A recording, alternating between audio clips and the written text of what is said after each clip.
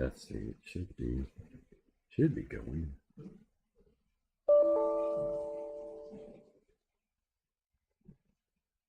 Hey,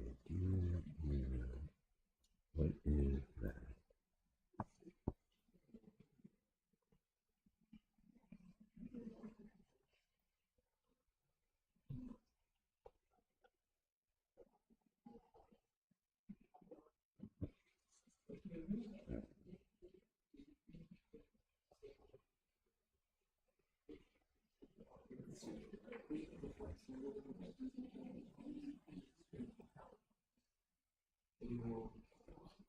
Okay.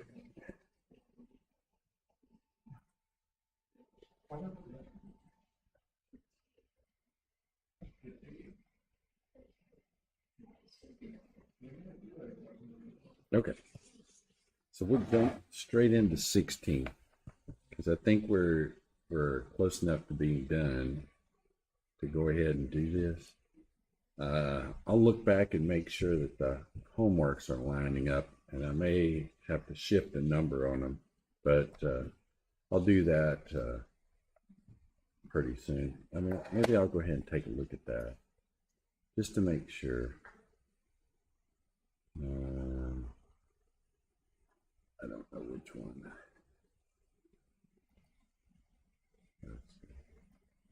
That one. Yeah, that's it. Let me just make sure. Although I probably should just do this after class. I'll just go ahead and do it now.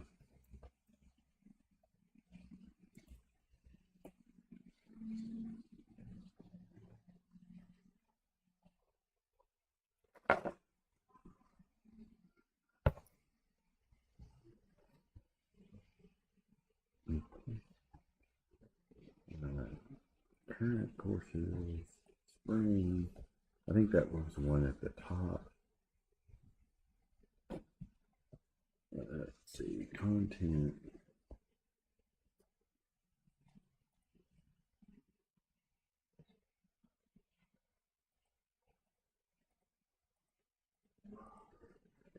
Okay, let me make sure. Homework 3. Oh, that's still, okay, homework 3 is still in chapter 12. So that's okay. And the question is, homework 3, is it already 2, 5? Yeah, 2, 5, 2, 7. What's homework 4 look like? That's still in 12. Okay, then it jumps to 6. Okay, so this is a transition to 16.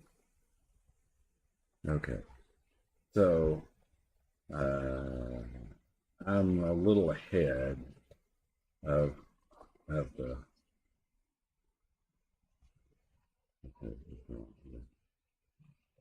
Oh, okay. Okay. So, like I was saying before, if you get in here, the first thing he talks about is the rigid motion. He starts talking about there's translation, there's curvilinear translation, which means these, if you drew a line vertically, these lines don't rotate. And then you've got this one, general plane motion, where the line there can switch angles. And then he goes down through here. Well, this is a little ahead of the discussion, but if you look real close at this thing, since the distance from here to here and the distance from here to here is the same, then this bar always is in translation. If you look at the amount that, like if you glue yourself right here and you look to your left, you never see anything moving. In other words, you don't see it moving this way or that way. It's not rotating at all. These two discs, the two discs, the disc here and the arm are rotating at a fixed axis. This is regular translation, moving left and right. And the plane motion means that if you glued yourself here and you look down at this thing, it actually looks, the point you're on actually moves. And it appears as though this point moves back and forth. In other words, if you're sitting there looking out there, at one point it might look like that, another it might look like that. So it's probably going to go back and forth along this path. And so you got all these different types of motion, but they're subsets of each other.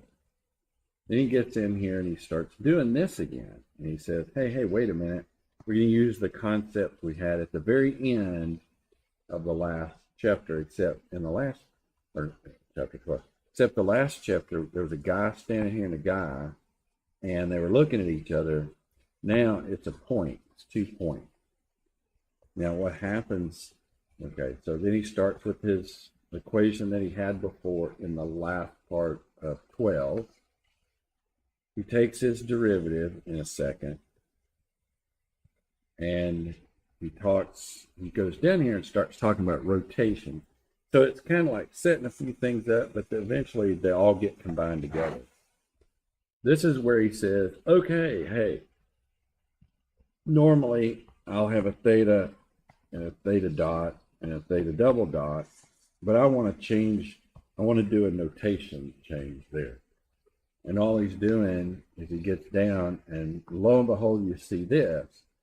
But if you saw this, and you did see that, chapter 12, they're actually the same things. Just this was in, I'm just going to make it up, say feet, and this one's going to be in radians. This one's going to be in radians per second, and this one's going to be in feet per second. So the only thing is just a unit change on the top here. But then guess what happened? Just do, and wow, that looks oddly new, but actually not new at all. And then if you want to look at the equation that we had before, they're essentially the same if you just replace alpha with A, omega with B, and this with S. Then you've done this whole section before. Then this is a weird one, and you look at it and you're like, where'd that come from? Well, it came from acceleration was dv dt, but maybe I don't have, no, okay, wait a minute, I won't get rid of that. I don't have velocity as a function of time. I have it as a function of position. Now let's do the comparison. Alpha is equal to d omega dt, but I don't have omega as a function of time. I have it as a function of theta. You get this, but over here it was S, and then this was in chapter 12. This thing became V dv ds.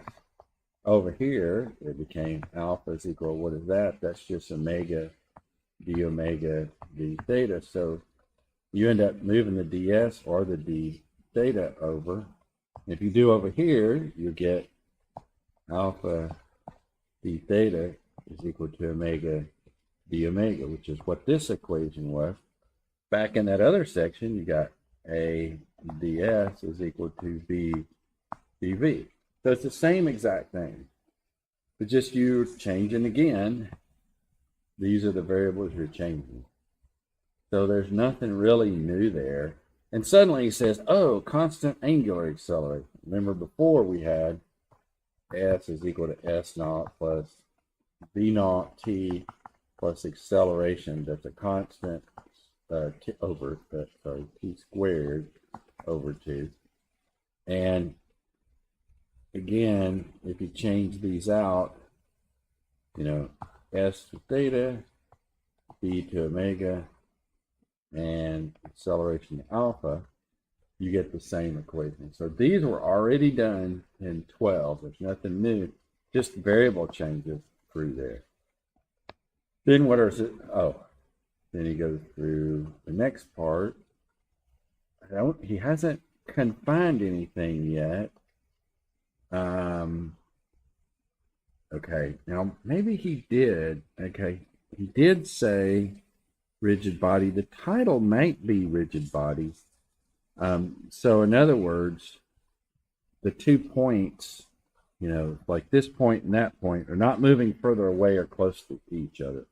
They're all rigid. I mean, and so, you know, we had this from before. You know, look back at polar equation, polar's coordinates. We got UR plus R theta dot U theta. And notice that, and if you have rigid motion, that's 0. So in polar coordinates, you had R U theta. And here, believe it or not, if you don't like, or what he's decided to do is change his notation, that's exactly that. Then what he does is he says, hey, wait, back here, he never references it to this, but back here, you actually had a direction. So if something were rotating about a point,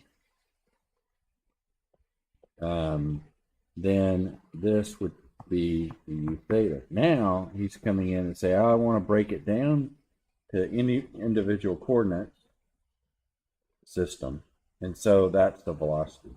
It's omega cross R. You go down here and he probably does a little better job.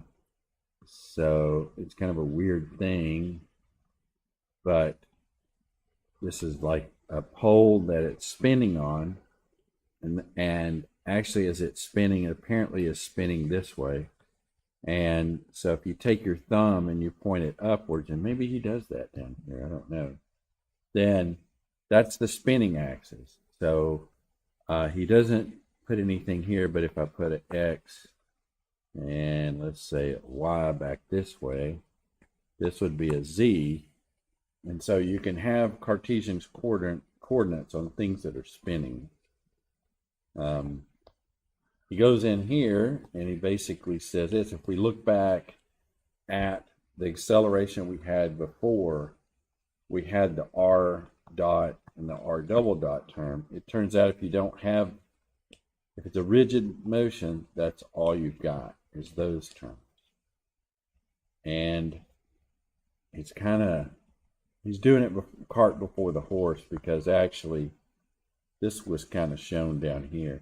In other words, how should I do this?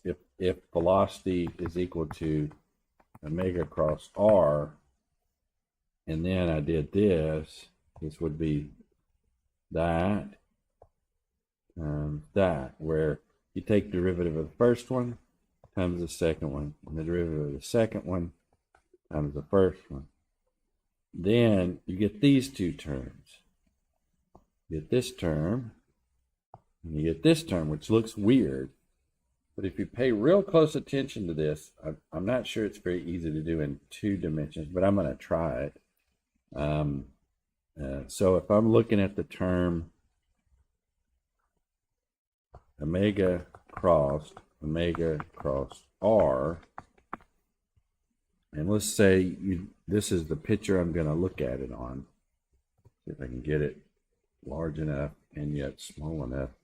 So here's your R, and there's your omega going up here. If you cross it, you know, if you put your, it's hard to do because I can't put my hand on the TV screen.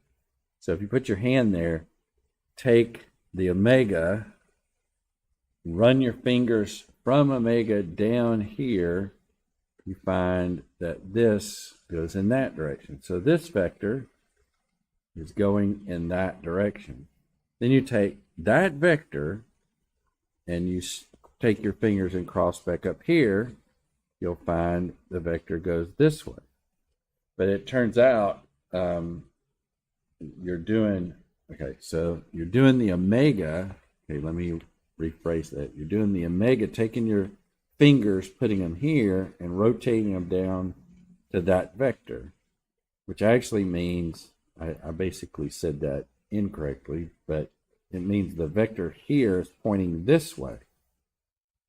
It's pointing in the opposite direction of R, which is why he breaks that component into that, where the omega squared is just simply a scalar this time, which you could think of it as omega squared being magnitude squared, but he doesn't write things like that, which maybe he should.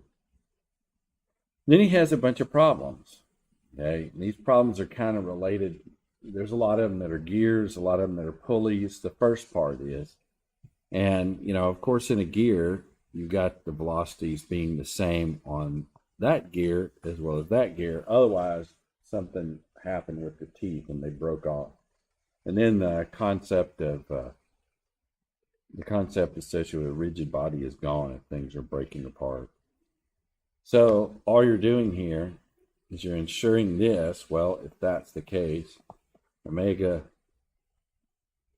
b RB got to equal to omega A. No, wait, this is C. Omega C RC, or there's your RC. And what that is that's the velocity of that point there, because the velocity is equal to omega R.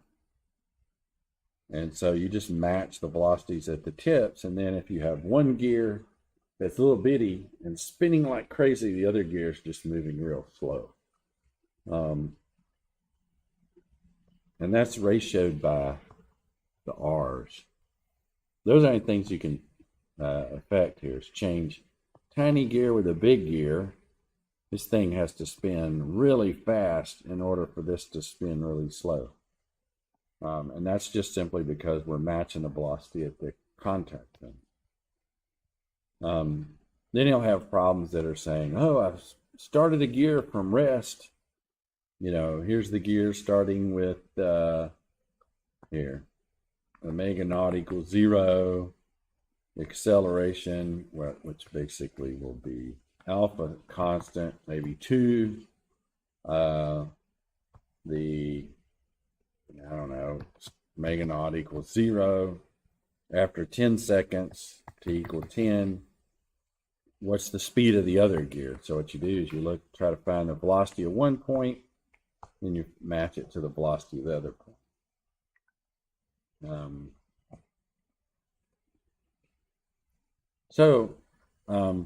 These equations, though, will be important later on. So the first part, here's a typical example. He's got something that's moving with the acceleration that looks like that. And then he says, determine the angular velocity and the angular position of the wheel. So if you've got that, it's alpha R. The same way, V is equal to omega R. So if you've got that acceleration, you just have to figure out R, which was that, divide it by 2. There's your divide by 2. And then you get the equation of alpha as a function of time. Then you're using the same set of equations you did before. Alpha is equal to d omega dt. And I don't know that you need to have it, but you might need to have that. He goes through this, takes the 20t, puts it in here, and he gets that. And, he does need to have this equation. So then he turns around and takes this equation, breaks it down and integrates it again, and he gets this. And, I guess it's over. That's pretty much it. So here's another case. If there's no slipping in the bearing, in the belt over the wheels, then this is the same thing. The speed of the belt is the same as if it's touching this wheel, if it's touching that. So you're going to convert from one to the other. And then this looks to me like, if he's using that, it looks to me like he made a statement where the acceleration is constant. We'll tell you that at a constant angular acceleration. And so all these problems are repeats, you'll get a bunch of them. So you look at these. He has nice pictures. I give him that. And like, here's a gear train. If you're looking at a gear train, you're just matching the speed on each of the contact points. I'm not good at putting a 3D drawing here, but you'll have a radius here and a radius there. This one will spin a lot faster than that one because it's a shorter radius. Then these two will be spinning at the same speed because you've got a bearing, and I'm assuming there's a shaft in there. Whatever that omega is, you'll move through the R's here, and you'll have a gear reduction, or reverse of the gear. It depends on who's driving it. If you're driving it from this end, I'm pretty sure you're going to reduce your speed because you have this smaller pinion driving this. This is driving the same. This is smaller than that. Sometimes you can get several hundred speed reduction, in a gearbox. And you can buy these on, let's see.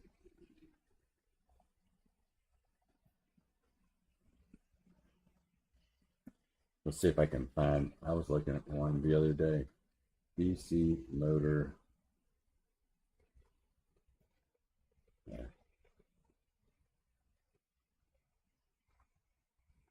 You might be able to, I think I was seeing, some of them actually, well, I wasn't looking at this one. These have all the gears exposed.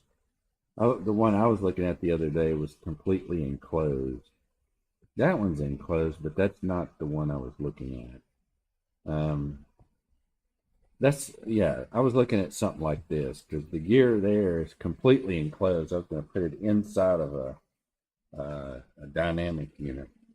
And they're not expensive. I think I was going to pay $10. But, there's a wide variety of these. Well, here's one, they're turning sideways, and there's another one. So these are about out there everywhere. You can see this one. I can't remember if the one I was going to get was the shaft was shifted off to the center axis. But that one is. This one's centered. So this one might have a pinion running around the inside of it. But for 10, 13, 14 bucks, I think mine was $10. Mine looked more like, I don't remember if mine was a center section or not. So you can get these all over the place. So all these are the same. It's just wherever the contact is, the velocities are the same. Even here, if you're looking at it, you have to kind of go to the center of the contact. So he's got 100 meters. Millimeters. Okay, so what is this? This is 22. If the motor turns maybe we'll just do this. We got time. Unless there's a harder one. Let's see if there's a harder one. That's the same picture as that one. Okay, that's rare. Usually you double stuff them. Hey, there you go. If you want some square gears. Here's a belt that's turned over. There's a bunch of. Hey, let's do this one. This has the most complicated so far. And these are just silly. Let's do that one because that looks like the most complicated one. Okay, let's see if I can remember how to do this. I need to just. Okay. I'll drop it over into here. And then I need to drop the words over into here too. Otherwise, I'm not sure what it is I'm doing.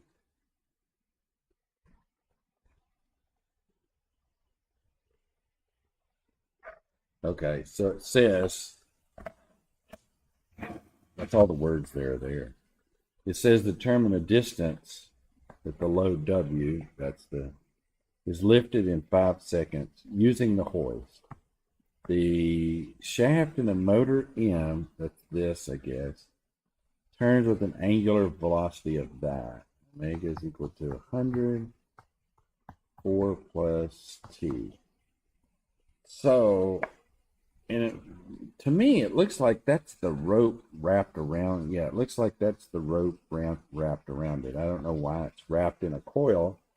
If you have a fishing line, I don't know if you've ever seen that. It's got a little thing that goes back and forth that tries its best to do that, to line the line up on there.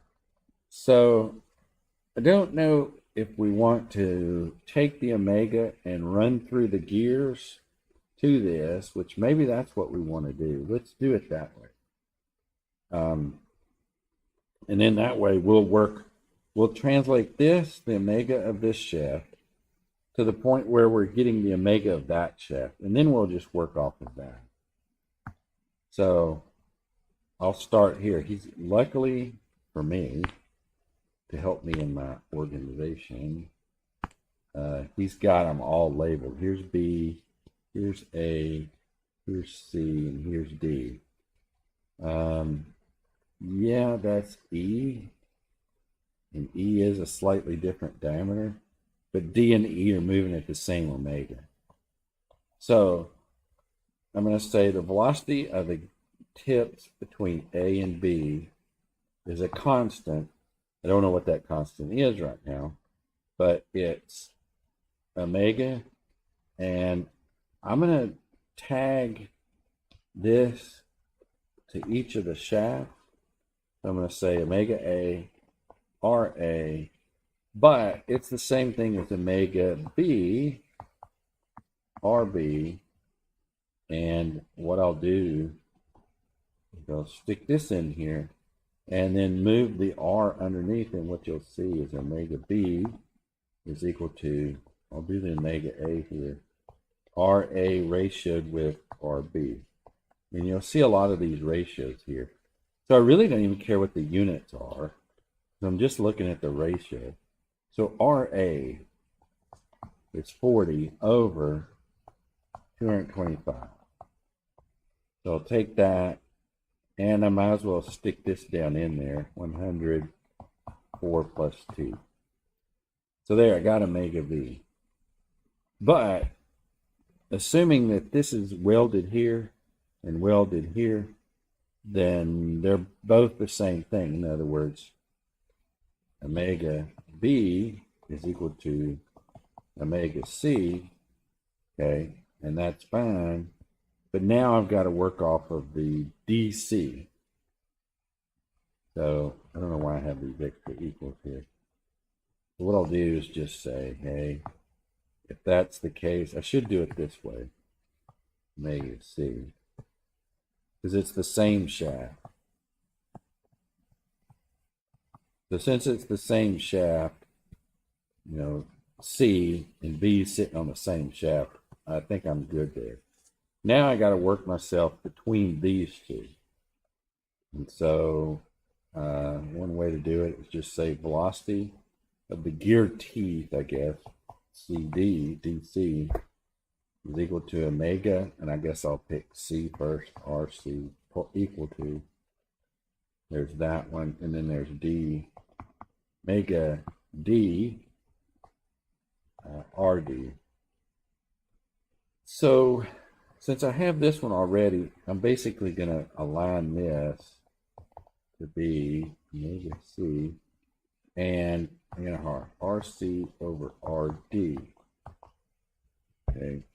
Now I could take this and stick here, but maybe I'll do it right here. 40 over 225, 100, and then 4 plus T.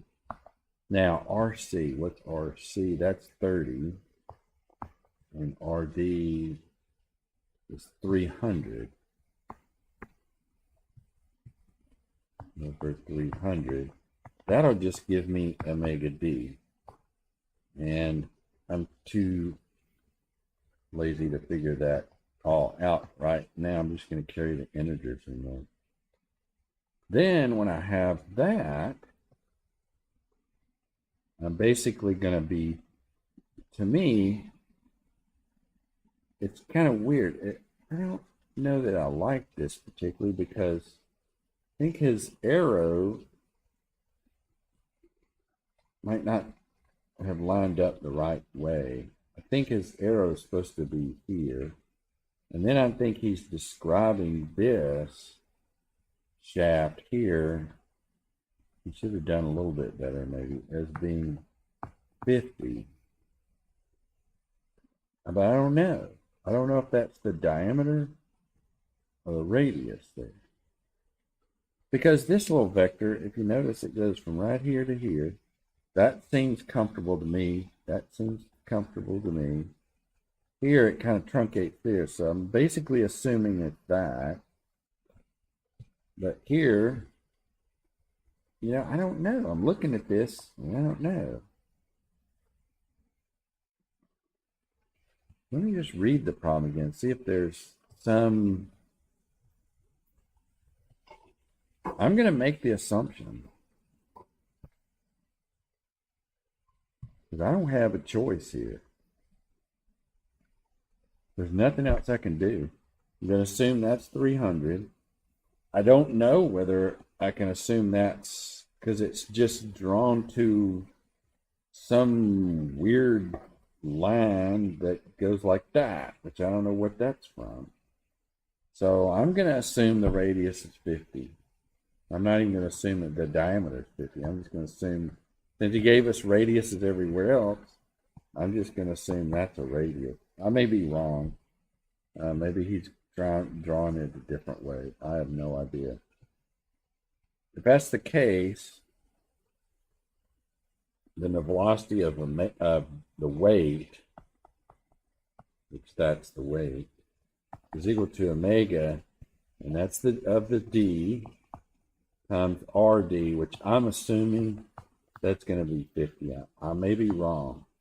So if I multiply that all out, I get 50 times 30 over 300 times 40 over 225 times 100, 4 plus 2. Did he say, okay, determine the distance the load is lifted in 10 seconds? All right. Now, I think I have that. And maybe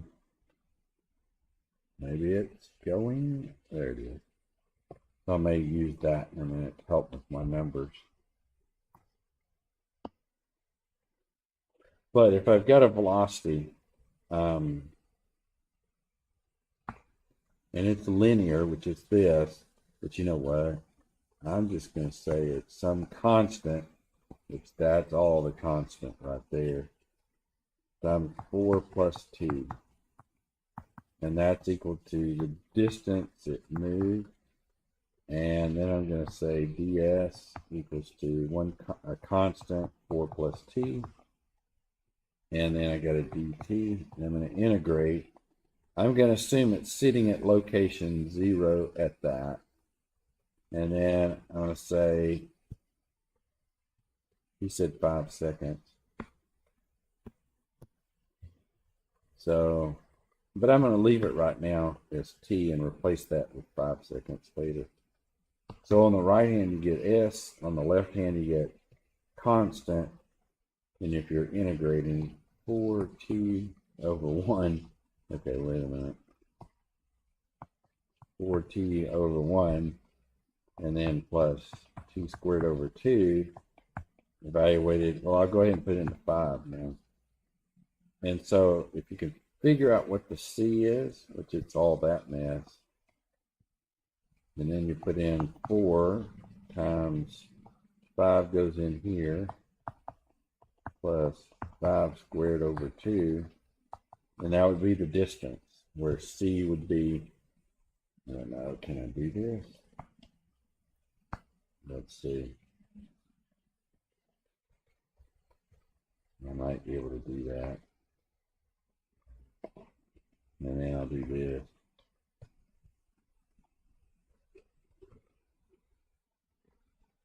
And then I think it's at the top. Yeah. So there you go. There's your. So you figure all that out, and that should be your C. And I'm too tired to multiply all that up. But over on the right-hand side, it's all numbers. I'm sorry, that's the left-hand side. And that's the distance it moved. So that looks to me like the hardest problem, and you're just running through the R's and the omegas. The only thing that really is annoying to me is the way he drew that. Hey, no, there was only one picture like this. It wasn't two. It wasn't another one. Did you ever do that on other ones? Those dimensions. Now he's drawn a little arrow over to the vector. This one looks pretty obvious. Is that what he's trying to say? I don't know what the heck he's trying to say there. Because, what the heck? I don't know. I'm just making an assumption that that's the radius, and that's the radius. If he's drawing this over to that, who cares what the distance is from there to there? That doesn't matter. Anyway. So then the next part that he does. Okay, so the next part is the general stuff, and I generally don't. I mean, it's not asterisks, but I generally like, okay, I'll leave that one because I think there was a request that somebody might teach mechanisms in the fall. And in mechanisms, this is done a lot, and it's probably done much better. Now, this is basically, what this is doing is setting up an equation off of things. Now, if you notice all of these, like, look at this, you're basically looking in here, and you're getting an equation or a functional equation between all of the parts. And then you're going to have to take that functional equation and integrate it. And that'll give you an equation for the motion throughout the whole thing. What happens in mechanisms, you do that, but you do it in a more organized fashion. And then you use what we're going to do in this next chapter. And it turns out that you combine both of those in mechanisms anyway. And so if you like what we're going to do in the section after that, you might want to consider taking mechanisms as a class. So I'm going to skip that and say you can do that later. And then go on to 16.5, which basically talks about relative motion analysis for velocity only. And it's basically, and I got just enough time to sort of talk about it, and then we'll go deeper into this weeks after week. So what this is a mechanism or a part of a mechanism that's rigid body. They don't break apart. So the distance between A and B is the same. And what you notice is if you look at the position, you look real close. If you look at RA and RB, you'll notice that it's a point. And so what you have, this is B, and then if you know the translation of point A, then you actually have this part right here is due only to the rotation about point A. So you think about it like this. Here's a fixed reference. The way the equation is written here is your observation occurs from point A. In other words, you are somehow standing there on point A. And you're looking at B, but someone else maybe is telling you your motion. And so if you add up what someone that's in a fixed location maybe broadcasting to you your motion, and then you look out here at this motion, then your friend who's broadcasting you and what you observe go together, and you can determine the location of B. And so that's what this is. So this is kind of a weird way of saying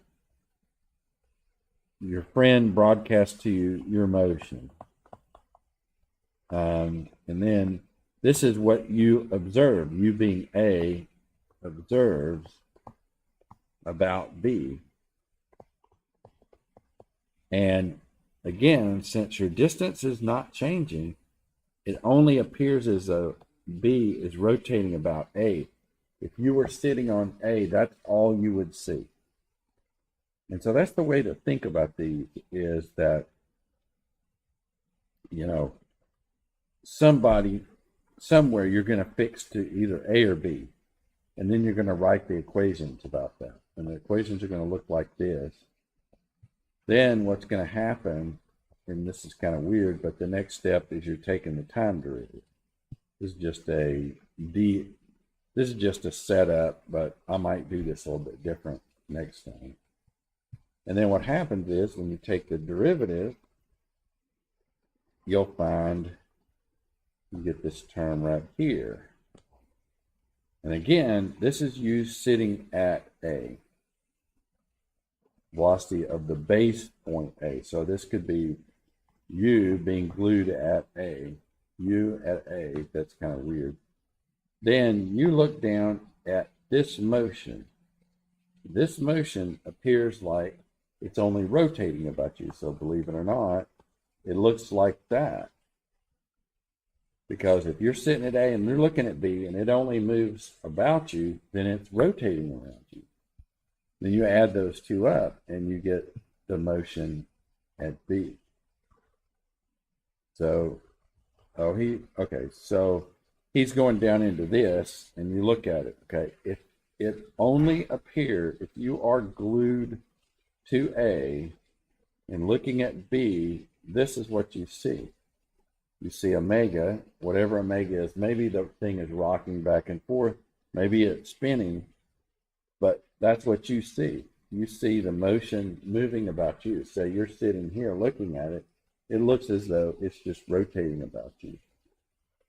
And then the benefit here is you can run down links, and maybe what we'll do is stop here and I'll start working a whole pile of problems in this, because this is where the vector analysis and actually running through a system, this is where it becomes concrete. Right here, it just looks like a set of equations. So I'll take us through problem after problem after problem of this. Then you'll do something called instant center, and then we'll do the acceleration. So here's the linkages, and there's a lot of good problems in this. And then there's a thing called instant center, which is kind of interesting. And then there is, get through here. And then there's the accelerations, which come up here. So then you're looking at acceleration. These can be quite time consuming, depending on the mechanism. There are a lot of mechanisms. Film is a good thing. You know, the old 8 and 16 millimeter, if you look at the old slides, they were picture after picture with two things on the end. What the movie things would do, it had a mechanism that would go in and slip the two knives on both ends, pull it down and back out. So it was a mechanism that sat there and did that. Now, you think that's old and that's not useful anymore, and that's why I would say take the mechanisms class, but you can go up here to a line of bottlers at Post Winery and a lot of those. You'll find the Pop-Tart factory in outside of Cabot, which I guess maybe it was Beebe. Anyway, is it Cersei? Okay, so they have a lot of mechanisms in all of their parts, you know, and so there's all sorts of factory lines. I was in a thing the other day where there is a factory there's a farm factory down in Helena in which they've created it's a farm that was handed over from generation to generation. The guy who was on the call, he looked like he was in his 30s. I think he has two sons. Well, his wife and his two sons taking the potato farms, and now they're creating rum and vodka and stuff like that, and they're selling it. And so he said one of the things they're having to do is they're having to buy a bottler, because what's happened now is there's orders are coming up so high that when they were doing it, they were hand bottling it. And so he and his sons would be in their hand bottling. Well, their volume's getting too high, so they're having to pay $300,000 or $400,000 for an automatic bottler system. So the system just takes the bottle, it comes down, spins the bottle on it. And if you go up to Post Winery or Whitaker, I don't know, I've been in Post Winery before. Post actually used to work here. John Post used to teach in Double E. So now he's up with his four other brothers, and they're doing that. Well, they have a line, you'll turn it on, it runs, it bottles, and it once it does a case or two, you load the cases and you send them out. So there's a ton of applications. Actually, in my mind, if you got into some of the control mechanisms, I mean, I know it sounds weird, but something like Raspberry Pis and Arduinos, and you took a mechanism class and you understood both those concepts, 4 or 5 students could get together and create a company to go around selling customized bottler units, all sorts of stuff like that. As a matter of fact, we had somebody that graduated about 12 years ago that did that for about 6 years. And I think what happened to him is he ended up getting an offer he couldn't refuse because of the experience he got.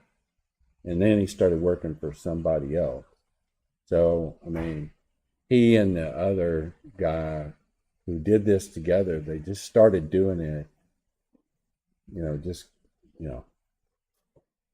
there were things that happened that in their future that all of a sudden they found themselves being needed to do this. One guy was good at the computer program, the other guy was good at mechanisms. They got together and started doing it. So there's a lot of opportunities in that. So when you look at that class, if they do decide to teach it, the mechanisms class, it's really worth it. So it's an extension of really what we're about to cover for the next 2-3 weeks, which actually, to me, I consider that the core important part of this book. The other parts, velocity is a derivative and this and that, but then when you get into what an engineer does, you don't want parts to break on a line. You want the mechanism to move where you want, grab the bottle and move it there. And if you could do it every single time, then you have a mechanism that's a control mechanism. Now, you can go buy a robot for $2-3 million that'll sit there and do that, and then you can sit there and program it. Or, the guy who's bottling the rum down in Helena, he's not going to pay that. If somebody appeared and said, I'll do that for you, $200,000, and you're in there making the line and it's reliable and it does what he needs to do, all he needs to do is do it over and over and over. Just bottle these things, spin the caps on it, do a couple things like that, and put it at the end. I think the post-winery thing goes down to the end and it widens out, if I remember, and all the bottles just get shoved down there. And there's just a big bunch of bottles all there that are full, and somebody just sits there and pulls them off, puts them in their case. That's not as hard as filling it, topping it off, doing all that sort of stuff.